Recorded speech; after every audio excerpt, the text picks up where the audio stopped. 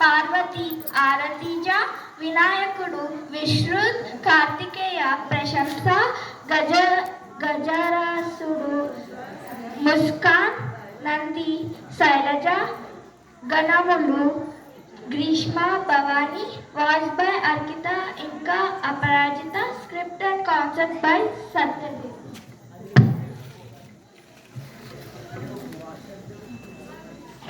పూర్ణం గజముఖాసురుడు అని ఒక రాక్షసుడు తపస్సు చేస్తా ఉంటే శివుడు ప్రత్యక్షమై ఏం కావాలి అని అడిగాడు. గజముఖాసురా, నీకేం కావాలి? స్వామి, మీరు కలకాలం నాతోనే ఉండాలి.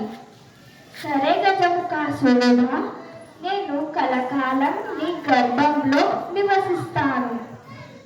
కొంతకాలం తర్వాత కైలాసంలో,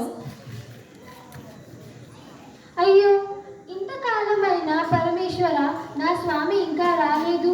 నేను వెంటనే వైకుంఠాన్న దగ్గరికి వెళ్ళి ఉపాయం అడుగుతాను. వైకుంఠనాథ, నా స్వామి పరమేశ్వరుడు ఇంకా కైలాసానికి రాలేదు. మీరే ఉపాయం చెప్పాలి. నమస్కారం తల్లి, నేను నీకు ఉపాయం తప్పక చెప్తాను. అప్పుడు అందరూ కలిసి గజముఖాసురుడు రాజు మందిరానికి వెళ్తారు.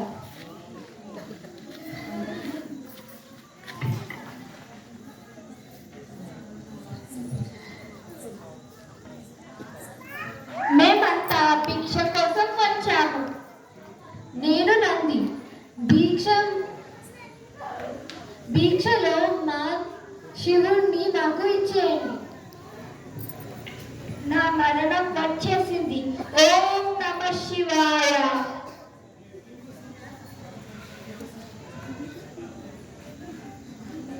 మాత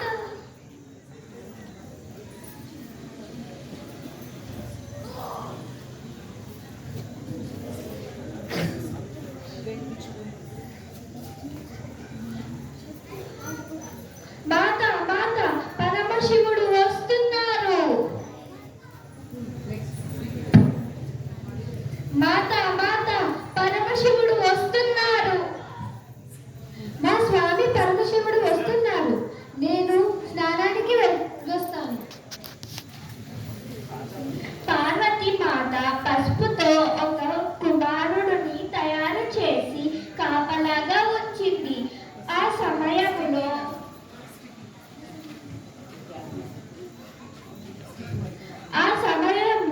శివుడు గణలతో అక్కడికి వస్తాడు.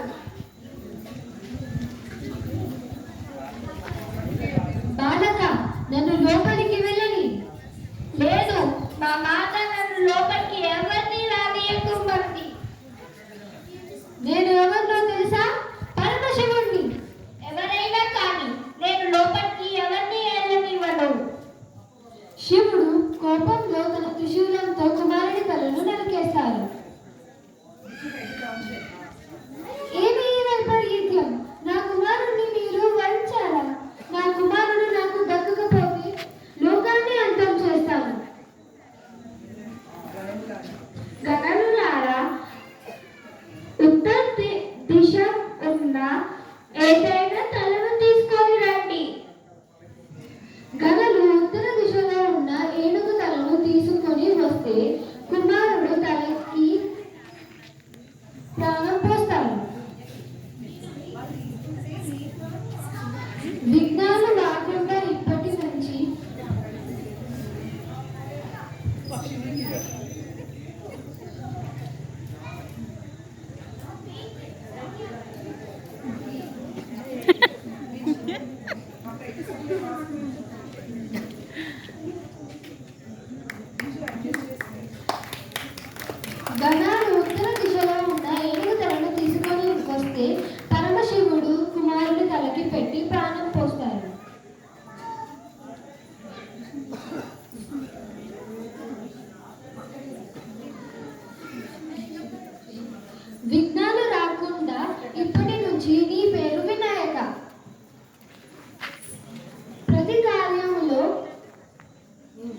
ముల్లోకల మొదటి పూజ నీకే చేస్తారు వినాయక.